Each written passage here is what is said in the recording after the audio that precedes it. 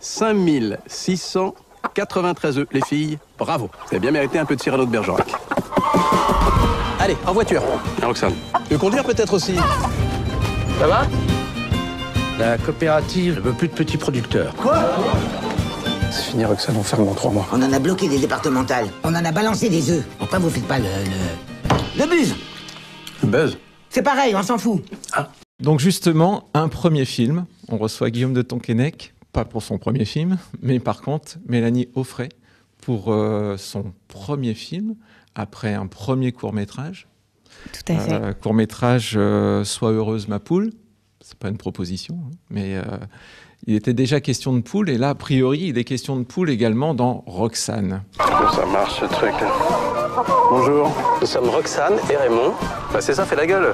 T'as une meilleure idée, peut-être? Pourquoi vous rigolez? Tu nous avais pas dit que tu vivais avec un acteur? C'est un peu court, jeune homme. Tout le lycée l'a vu, ta vidéo pourrie. Tu te rends compte de ce que t'as fait? C'est quoi la vidéo pourrie? Papa, il a fait une bêtise. J'étais pas si nul, quand même. Non? Alors ça raconte quoi, Roxane? Roxane, ça raconte l'histoire d'un agriculteur, Raymond, qui a un élevage de poules pondeuses bio, donc qui fait des œufs. Et il a une petite exploitation, et un matin, il apprend que sa coopérative lui dit que le contrat, leur collaboration va s'arrêter, parce qu'il préfère travailler avec une plus grosse ferme, une plus grosse exploitation. Et donc notre ami Raymond a 3 mois pour trouver une solution. Et il se trouve que c'est un peu un atypique, notre Raymond, notre agriculteur, parce que il a une passion pour Cyrano de Bergerac, et il en récite à ses poules pour les rendre heureuses, parce que qui dit poule heureuse dit des œufs meilleurs, et c'est quelque chose qu'il garde pour lui. Et il se dit que s'il mettait en avant ce secret pour sauver sa ferme, peut-être que ça parlerait aux gens, et que ça les sensibiliserait du coup à ce qu'il est en train de vivre, et à essayer, donc il va essayer désespérément de tout faire pour garder sa ferme et son exploitation. Et il est toujours accompagné du coup de sa fameuse poule, Roxane, comme Cyrano de Bergerac, et qui l'accompagne tel un chien qui est tout le temps avec lui, c'est son acolyte. Avec ma prochaine vidéo, je vais exploser les 100 000 vues. T'es juste ridicule. Tu crois que la COP, elle va t'écouter avec ça? Ben oui. Bah non. Je peux être chef des poules. C'est vrai comme métier. Tu vas faire quoi? Raymond. Ah bah tiens, porter un petit costard comme maman, là. Tu vas faire des prêts à des gens qui pourront pas rembourser comme nous? Ça suffit, Raymond. Ouais, ça suffit, ouais. Comment est né ce projet de Roxane dans votre esprit, parce que vous avez coécrit le J'ai scénario. coécrit avec Michael Souhaité. Et donc, comment est venue cette idée, la genèse un peu du projet à la base? Alors déjà, donc moi j'avais fait en effet, comme vous dites, mon court-métrage qui s'appelle Sois heureuse ma poule, qui était dans le même thème, dans le même univers. C'est ce qui m'a permis de me faire repérer par mes producteurs, Foucault Barré, et me demandant si j'avais une idée de long rapport avec le cours. Sur le coup, j'ai évidemment dit oui tout de suite, parce que vous ne loupez pas une occasion pareille, mais j'avais aucune idée. Donc je suis partie à la recherche d'une idée. Et moi, mes grands-parents étaient agriculteurs. Ils avaient une exploitation de vaches laitières, et je suis retournée du coup à la ferme, passer du temps avec des paysans que je connaissais depuis que j'étais gosse. Et l'un d'eux m'a confié à la traite qu'il avait découvert sur le tard la passion pour la poésie et les grands textes. Et qui gardait cette passion enfouie en lui, mais qu'il avait envie de les dire, ces mots. Donc je lui ai demandé si c'était lancé dans le théâtre. Il m'a dit non, parce que vous connaissez cette je sais pas si vous avez du monde que vous connaissez dans le milieu agricole, mais il y a cette pudeur paysanne. Et du coup, il m'a dit non, j'ai pas envie. Et puis en même temps, j'ai pas envie que les gens se moquent de moi. Et puis avec mes horaires de traite, je peux pas y aller non plus. Donc il s'est mis à se trouver un public particulier, c'était ses vaches. Donc j'ai trouvé cette anecdote fabuleuse, parce que elle révèle plein de choses. Elle raconte la passion qu'ont les agriculteurs à faire leur métier. Voilà, c'est beaucoup plus que leurs bêtes. C'est une partie de leur vie, c'est une partie de leur c'est plus que leur gagne-pain. Donc c'était quelque chose que je voulais du coup mettre en lumière. Et puis surtout, il avait quitté l'école à 16 ans, ce Oui, monsieur, donc fait. il avait un peu honte de cette passion qui lui tombe dessus comme ça pour la littérature. Et il ne se sent pas digne des grands auteurs, ce qui est évidemment totalement faux. Et comme il a cette pudeur paysanne, il préfère dire des vers ses bêtes parce qu'il est sûr qu'elles ne le jugeront pas. Donc c'est extrêmement touchant, bien sûr. Et pour la petite histoire, l'agriculteur en question n'a même pas révélé son secret à sa propre femme. Et quand on est venu raconter le film après aux gens qu'on a rencontrés pour le préparer, sa femme s'est tournée vers lui et lui a dit « Tu te rends compte, un agriculteur qui récite des vers à ses animaux, il n'y a vraiment qu'au cinéma qu'on voit ça. » Donc c'est très touchant parce que c'est un vrai secret qui existe et de connaître cette histoire, ça m'a permis moi de m'inspirer de cet agriculteur que j'ai rencontré. Il ne sait pas que je sais son secret et je ne dirai jamais qui c'est. Mais c'est évidemment quelque chose de très touchant comme ça, sur le secret, sur le rêve, la capacité à s'évader grâce à la culture, grâce aux auteurs. Et le fait que Mélanie choisisse de montrer des agriculteurs comme ça connectés, qui vont essayer de créer le buzz par Internet, de faire ces petites vidéos sur YouTube pour essayer de faire parler de l'exploitation, de montrer que aussi l'amour de la culture, l'amour de leurs bêtes, l'amour de la terre, les valeurs de la transmission. Il y avait beaucoup de choses très touchantes pour moi qui suis un citadin. J'habite la ville. Je suis un acteur citadin, je ne connaissais pas bien le milieu agricole et je ne savais pas à quoi correspondait cette réalité. Notamment, il y a un agriculteur qui se suicide tous les 2 jours en France. Donc c'est d'ailleurs c'est traité dans le film. On en parle dans le film, mais le fait que Mélanie, pour son premier film à 27 ans, décide de s'emparer de ce sujet, qui n'est pas forcément très glamour, comme ça elle aurait pu parler, je ne sais pas, de la sortie de l'adolescence, des premiers amours, pourquoi pas. Mais là, elle choisit de s'intéresser à un sujet de société et de porter un regard féminin dessus, de son âge, jeune, et de délivrer un message optimiste, à la fois touchant, émouvant, mais aussi plein d'humour et de tendresse, et de délivrer un message positif. De dire, il se passe des choses dans nos campagnes, mais il y a des belles choses qui se passent, et avec un peu plus de solidarité, peut-être en imaginant une société un peu différente, on pourrait peut-être s'en sortir. Donc je trouve ça c'est l'une des raisons pour lesquelles moi j'ai dit oui à ce film, en plus du coup de foudre absolu que j'ai eu pour le scénario, l'histoire, les personnages, qui sont extrêmement attachants. Donc vous avez répondu à ma question suivante qui était comment vous êtes arrivé sur le projet. D'abord par le texte, c'est-à-dire je ne connaissais pas Mélanie. J'ai d'abord reçu son texte et vraiment j'ai eu un tel, je le dis, un coup de foudre pour l'histoire que quand je l'ai vu, je lui ai dit ne vous trompez pas, ne prenez pas un acteur moins bon et plus cher. Le personnage chez moi. Vraiment, j'avais très très très envie de le. C'est rare d'avoir un coup de foudre encore, alors que je suis amené à lire pas mal de choses, d'avoir plutôt des propositions. Je suis un acteur qui a de la chance, on me propose des choses, mais d'avoir vraiment très envie de les faire, ça n'arrive pas toujours. Je lis beaucoup de choses et là vraiment, j'ai été bouleversé vraiment par l'histoire. Donc je voulais vraiment le faire, quoi. On se dit c'est un premier film. Donc c'est un pari sur la réalisatrice puisque j'ai vu son court-métrage mais je savais pas du tout comment elle allait être, comment elle allait tenir une équipe, etc. Et du coup c'est vraiment une histoire de rencontre humaine, c'est-à-dire que Mélanie Offrette donc est une Bretonne têtue, ce qui est un pléonasme bien sûr, et si vous fermez la porte elle rentrera par la fenêtre.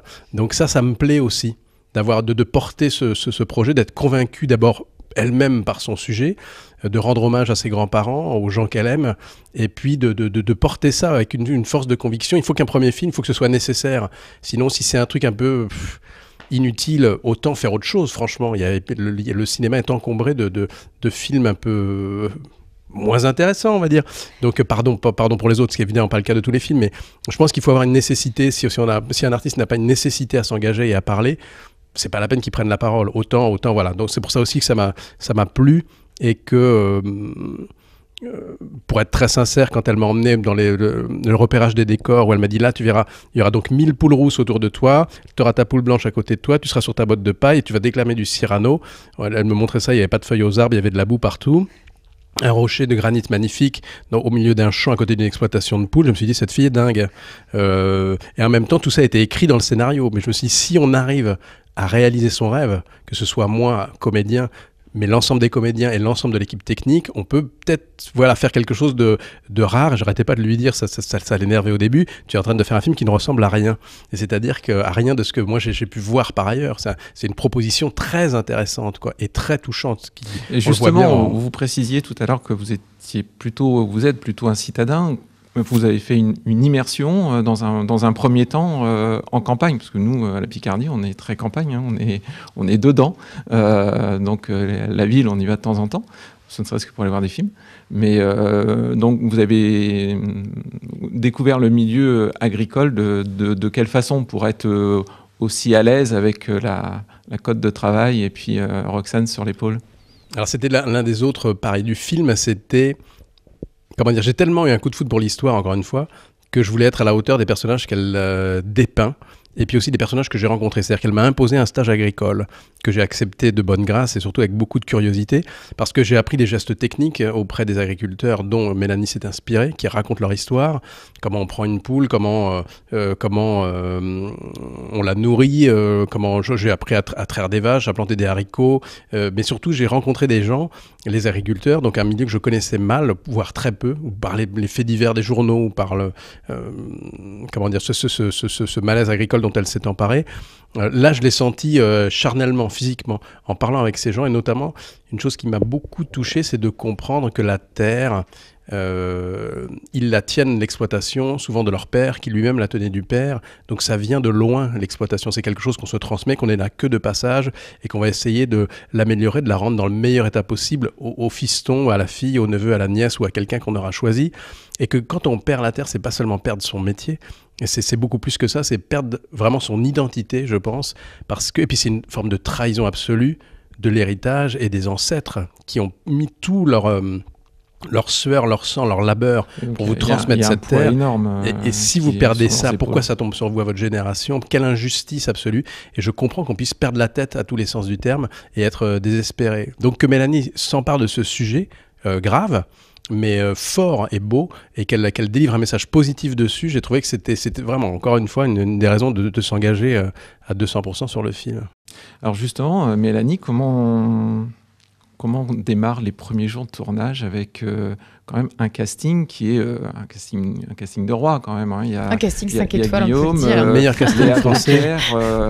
Lionel Abelansky, Liliane Revers, Michel Jonas, Jean-Yves Lafesse. Bon, le moins qu'on puisse dire, c'est qu'on n'a pas affaire à des inconnus. Et encore, les inconnus seraient pas mal aussi, mais on a affaire à... Alors, on est toute jeune, alors on arrive et comment on dirige tout ce beau monde? Alors, c'est pas vraiment de la direction, mais comment on emmène tout le monde dans sa folie? Déjà, il y a tout le travail que vous faites en prépa. On a fait un vrai travail à la table avec Guillaume, avec Léa. Léa a apporté beaucoup de choses au script. Vraiment, elle a fait progresser le personnage d'Anne-Marie. Donc déjà, on se découvre aussi là. Et puis après, c'est vrai que le premier jour de tournage, vous n'imaginez pas dans quel stress j'ai pu être, évidemment, parce que vous vous retrouvez à la tête non seulement de comédiens, mais aussi d'une équipe technique assez nombreuse. Et puis, en fait, ce qui s'est passé, c'est que j'avais mon film en tête. Et je crois que je savais très, très bien ce que je voulais. Et je pense que ça rassure les gens de savoir que je vais dire le capitaine à bord sait où emmener ses matelots et où emmener son équipage. Et ça, là-dessus, je savais. Donc, finalement, ça a été hyper intéressant de travailler avec Guillaume, Léa, Lionel, tous ces comédiens qui sont fabuleux parce qu'eux avaient l'expérience. Et puis moi, j'avais aussi, eux, leur expérience et moi, mon envie et une idée très précise de ce que je voulais raconter. Donc, finalement, ça a été assez évident et je ne peux pas dire qu'il y a eu une difficulté particulière dans tout. Ça a coulé. C'était très fluide. Alors, dans le casting, j'ai oublié un petit peu les poules qui sont vraiment au cœur du sujet. Alors, comment on travaille avec des poules? Alors c'est vrai que des poules, pour le jeu, Guillaume vous en parlera mieux que moi. Ça, c'était l'avantage que j'avais par rapport à tous mes techniciens, c'est que moi, j'avais déjà tourné avec des poules pour mon court-métrage. Donc il faut savoir que ces dames-là, il faut respecter leur rythme. Elles sortent à 11h, pas avant. Donc voilà, nous finalement, on a notre emploi du temps, c'est fait en fonction de ceux des poules. C'est vraiment ce qui s'est passé. Et puis il fallait aussi que ça soit pas les poules qu'il fallait pas que ce soit l'équipe qui s'adapte aux poules, mais les poules qui s'adaptent à nous. Donc on a fait une préparation pendant 1 mois où l'éleveur a habitué ses poules à de la présence humaine, parce que d'habitude les poules n'étaient habituées qu'à voir qu'une seule personne dans le poulailler, sauf que là, nous, un tournage, c'est une 40aine de personnes, donc il s'est mis à venir les voir avec sa femme, ses fils, et puis c'est vrai aussi tout le matériel. Il y a eu un plan, je vous donne l'exemple d'une sortie de poule, et pour que les poules, parce qu'elles sont très très méfiantes, s'habituent ne se méfient pas de la caméra le jour où on allait tourner, on a mis une caméra en carton au-dessus d'une sortie de poulailler pour que les poules voient une première fois qu'il n'y avait rien du tout, que c'était pas un corbeau ou un prédateur. Et donc on a laissé ça pendant 2 semaines. Et donc voilà, c'est beaucoup de prépa, c'est de la réflexion pour qu'on puisse obtenir le meilleur d'elles et qu'il n'y ait que du naturel qui ressorte. Et puis moi, là-dessus, c'était quelque chose que je voulais avoir à l'image, c'était le côté très authentique, très réaliste. Ça, c'est réussi. Merci. Le côté très authentique, on a vraiment, on sent très bien qu'on n'a pas rajouté des poules numériquement et qu'elles sont bien toutes là. Et justement, comment jouer avec un partenaire gallinacé ? C'était l'un des autres, pareil, de cette folle aventure, il y en a eu beaucoup. Et l'une des excitations, très honnêtement, c'est que quand Mélanie me décrivait les scènes, etc., il y aura la poule avec toi et les 8000 poules devant toi, il y en a 12 000 poules figurantes. C'est le plus gros budget figuration du cinéma français. Évidemment, c'était l'une des excitations, c'est-à-dire...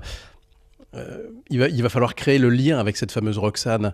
Donc j'ai dit à Mélanie, je vais apprendre le texte par cœur bien sûr, mais il faudra laisser l'espace à Roxane. C'est-à-dire que si tout d'un coup elle caquette alors que je suis en train de parler, il faudra que je fasse comme si j'avais compris ce qu'elle me disait et que j'abonde, ou alors que je lui dis ah bon tu trouves, enfin qu'il y ait un vrai échange, de créer le lien, parce que c'est son animal préféré. Il parle plus à sa poule qu'à sa femme, oui. Ce personnage, au début de l'histoire en tout cas. C'est plus un taiseux que... C'est un taiseux, c'est un secret, c'est un vrai parcours initiatique. Grâce à sa poule, il va s'ouvrir aux autres. Donc, c'était l'une des gageurs, c'est que je lui ai dit il faut faire exister ce lien et il faut qu'on y croie complètement, quoi. Donc c'est pour ça que même entre les prises, j'ai demandé au dresseur ma poule favorite, parce qu'il y a 8 poules, je trahis un petit secret, il y a 8 Roxane et puis il y a celle qui écoute les textes, et celle-là c'était vraiment ma préférée. Donc on s'est rencontrés vraiment, elle et moi, parce que c'était elle, parce que c'était moi, il y a eu quelque chose de très fort, ouais. Donc je la gardais même entre les prises pour continuer à créer ce lien, puis aussi parce que tout simplement je me sentais bien avec elle, je l'aimais bien, et pour donner cette vérité à l'image, il fallait qu'on y croie, quoi. Il était hors de question de, si j'avais pas aimé les poules ou si elles m'avaient pas accepté, j'aurais pas pu faire le film. Et donc il y a la poule aussi qui est dans la voiture par exemple, donc ça les poules font chacune une cascade entre guillemets.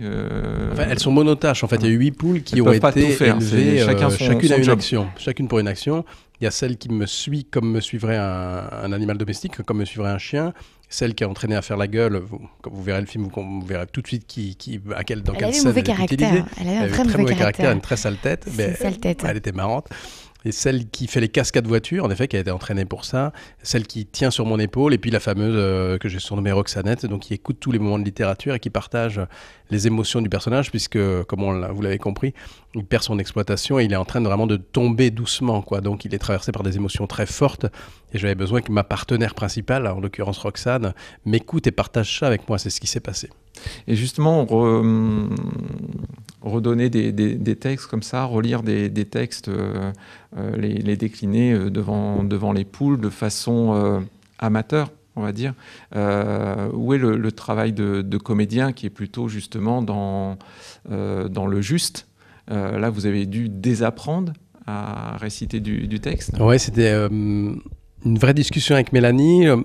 On s'est dit, il ne faut pas qu'il soit mauvais, parce que sinon les poules ne l'écouteraient pas. Les animaux, si vous leur parlez pas vraiment, comme les enfants d'ailleurs, ils vous écoutent pas, hein. C'est pas la peine d'essayer de jouer avec eux, c'est bon.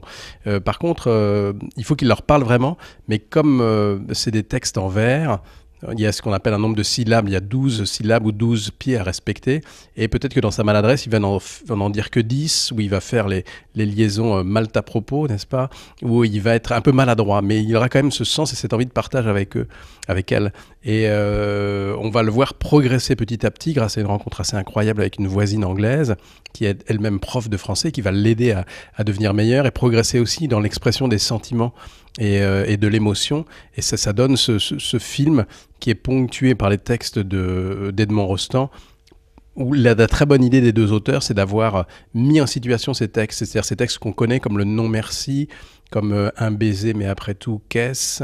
Ils sont parfaitement mis en situation et ils servent le propos du film, et on les réentend encore différemment.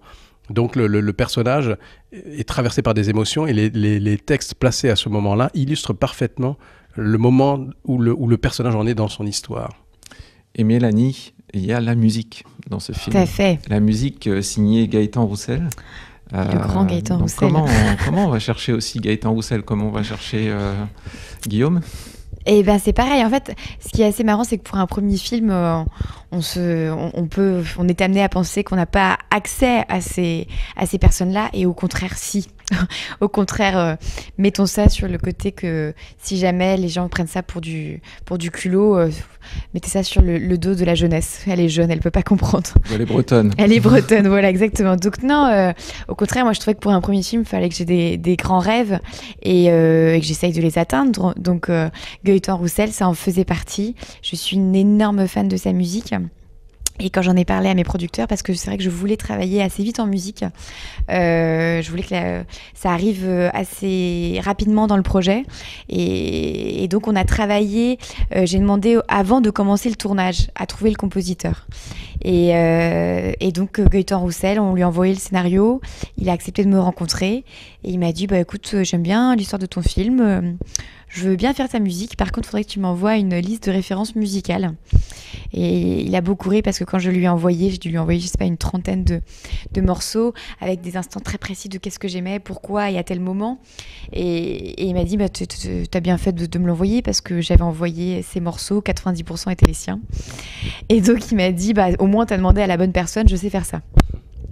Donc voilà, donc ça a été super parce que Gaëtan a accompagné le projet, mais c'est pas qu'il l'a accompagné, c'est qu'il l'a porté lui aussi de A à Z. Et c'est ça qui a été super sur ce film, c'est que tout le monde s'est investi à 8000%. Et il y avait un engouement assez fabuleux et la musique en fait partie. Et je suis tellement fière de cette musique parce que je trouve que c'est complètement un personnage à part entière. C'est vraiment quelque chose qu'il ne faut pas négliger. C'est ce qui donne le rythme, l'impulsion. Et c'est vrai que là-dessus, j'ai tendance à pas mal travailler en musique, même sur l'univers, le tournage. J'avais fait écouter à Guillaume déjà la musique avant de commencer le tournage, parce que je trouve que quand vous travaillez en musique avant, vous découpez différemment. Quand vous vous imprégnez réellement de l'univers vers lequel vous allez aller, l'univers musical, vous allez découper et poser votre caméra à un endroit différent, je pense. Et puis l'univers de Gaëtan sert parfaitement avec ses musiciens et ce qu'il a écrit... ton film, et puis Totalement. Il a eu l'élégance d'écrire une très très belle chanson qui clôture le film. Très Il joli. s'est inspiré totalement de l'histoire du personnage, il s'est laissé envahir par l'histoire du personnage et il en a tiré un très beau texte, une très très belle chanson finale du film. Alors j'aurais encore des tonnes de questions à vous poser, mais il y a du public qui vous attend, donc on va faire court. Ça va être la dernière question justement à propos du public sur ce beau film qu'ils sont en train de découvrir en ce moment. Quelle est pour vous l'importance, comme ce soir lors d'une avant-première au CGR de Beauvais, l'importance de découvrir, que le public découvre votre film et justement d'avoir un contact en live avec le public et de pouvoir échanger? Vous avez nourri le bébé dans un endroit en Bretagne pendant des mois et là vous le présentez à un public. Donc quelle est pour vous cette notion d'échange ? Elle est primordiale. Je trouve qu'on fait... Enfin, j'ai la chance, je touche encore de la peau de singe, de faire ce métier pour ça. Donc je suis très très contente. Je vous cache pas que quand j'en parlais avec ma monteuse, qu'on a eu des heures et des heures de montage, c'était un très gros travail de montage. Je lui disais mais qu'est-ce que j'ai hâte, et en même temps j'ai peur mais je fais ce métier pour ça. C'est pour être dans une salle, entendre les rires, voir où les gens réagissent, voir où les gens sont touchés. Je trouve qu'on fait ce métier pour ça. Et c'est vrai que je suis là-dessus, je suis contente parce que j'avais envie que les gens sortent de là en étant souriants, parce que je pense qu'en ce moment les temps sont assez durs et que on paye notre place de cinéma, donc s'il vous plaît, au moins sortons de là en étant heureux d'avoir partagé un moment, un bon moment, heureux d'avoir partagé. Voilà, c'est cette petite parenthèse. Donc voilà, c'est l'objectif. Et puis pour le moment, les retours sont bons, donc je suis très contente. Et j'espère que ça va continuer et que les gens vont venir voir la fabuleuse prestation de Guillaume de Tonquédec le 12 juin. Oui, il n'y a pas que ça, il y a surtout ton film. Et en fait, c'est un moment passionnant parce que quand on est au théâtre, quand on joue au théâtre, on a la sanction immédiate. Soit les gens s'endorment, soit ils vous balancent des tomates, maintenant ça existe moins, mais on sent très très bien, on sent la salle respirer, quoi. On a un échange, c'est pour eux, c'est du direct. Au cinéma, on fait du mieux qu'on peut dans notre coin, et après, le film appartient aux gens qui vont le voir. C'est eux qui vont aimer ou non, qui vont en parler ou non, qui vont être les meilleurs ambassadeurs du film. Donc ce moment de rencontre avec le public est ce qui se passe pas seulement dans le milieu agricole. Nous deux, on est des grands fans de comédie anglaise. On adore tous les deux le film Billy Elliot. Pourtant, on n'est pas ouvrier mineur sous l'ère Thatcher qui a fermé ses mines en grève. Et pour autant, ce petit garçon qui rêve de faire de la danse, son père est contre, c'est pas très viril. Et puis finalement, son père et son frère vont se cotiser pour lui payer le billet pour qu'il aille passer son audition. Et quand il revient, qu'il annonce « j'ai eu l'audition », honnêtement, moi, j'ai pleuré direct. Alors que ce milieu aurait pu paraître loin de moi. Et c'est ce qu'essaye de faire Mélanie dans son film, c'est de s'emparer d'un sujet de société et de parler aux agriculteurs, certes, mais aussi de délivrer un message universel. Comment on fait quand une catastrophe vous tombe dessus, qu'elle menace votre vie, votre métier, votre famille, votre couple? Comment on fait? Comment on se débrouille? Et c'est un petit personnage, voilà, qui va arriver une histoire extraordinaire, qui va avoir cette idée folle et qui va essayer de la mener à bien pour sauver tous ceux qu'il aime, mais aussi les autres, et de les reprendre avec lui, et par solidarité de sauver sa campagne et sa vie. Et ça, c'est un message universel qui, quand on le voit dans les salles, touche tout le monde. Donc on est très très content des retours sur le film. Donc on va rappeler que le film sort le 12 juin dans toutes les salles, ici à Beauvais, mais partout en France. Ça s'appelle Roxane. Nous, on a vraiment beaucoup aimé ce film sincère, direct, franc, droit. Et puis, effectivement, on est sorti avec le sourire. Et je pense que par les temps qui courent, c'est une bonne chose. Oui, puis elle voulait provoquer le débat aussi, cette jeune femme, et qu'elle provoque le débat comme ça, c'est très joli. On va dire quelque part. Sûr. Il y a un sens politique. C'est un film d'amour. Il y a l'amour à tous les étages. Voilà. Donc il faut aller voir Roxane le 12. Merci beaucoup. La fais-en une autre. C'est comme ça que ça marche. Si tu veux gagner du public... Elle dit que c'est du fouet, d'autres disent que c'est de la rate. Oser ce que tout le monde fuit. J'ai toujours su que t'étais un peu artiste. Ah bon? Ça, c'est pour mon mari. Ça, c'est pour nos poules. Vraiment, on est tous dans la merde. Toi, tu fais tes conneries dans ton coin. Et vous, alors, vous faites quoi? Survivre à ce que tout le monde dit. Dans 3 semaines, j'ai plus rien. Alors moi, au moins, j'essaye. Crier sans doute ce que tout le monde fuit. Ils peuvent encore s'en sortir. Vous y croyez encore? Oui. Pourquoi est-ce que tu t'attaques jamais à Roméo et Juliette?